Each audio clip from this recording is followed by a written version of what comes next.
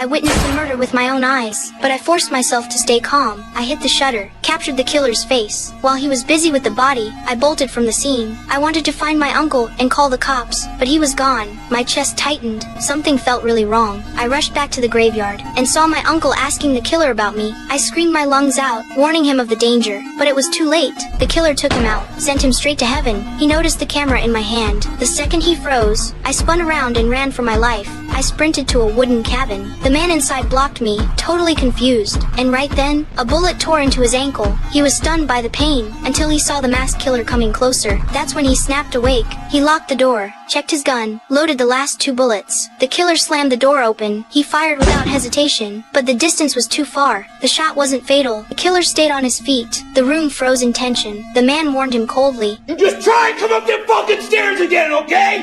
I will blow your fucking head clean off! I'm getting the police on the line right now!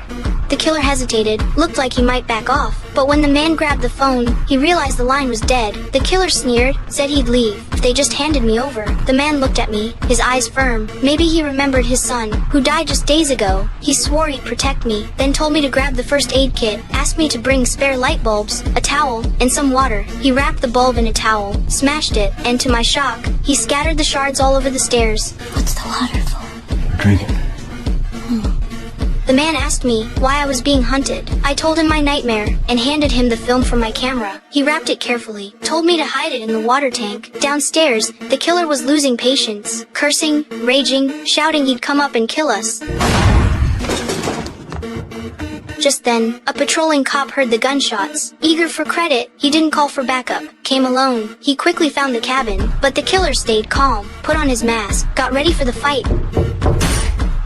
The thud echoed. The cop dropped dead in a pool of blood. Upstairs, the man reacted instantly, told me to use the chance and climb out the window, but I made a sound. The killer chased after me, bullets sprayed, until his mag clicked empty. At that moment, the half-dead cop caught his attention. The killer smirked, stole his weapon, tied him up, gun pressed to his head, forcing the man to give me up. The cop's screams filled the cabin. The man cursed the killer's cruelty, but then lied, saying he didn't care if the cop died. I knew he cared. He was worried sick inside, but all he could do was pray. Soon, the cop's body was dumped outside, but strangely, the killer made no move. The man guessed he was scared backup might arrive. Maybe he'd left. Still, to be safe, he told me to hide in the bathroom, then carefully went downstairs. The first floor was empty. No sign of the killer. The man let out a breath, but his foot hit a boot, and instantly he knew. He dashed out of the cabin, only to find the killer, already climbing to the second floor with a ladder. That's when I heard footsteps, right outside the hallway. Carter, are you back? Hey now, little lady, come on out.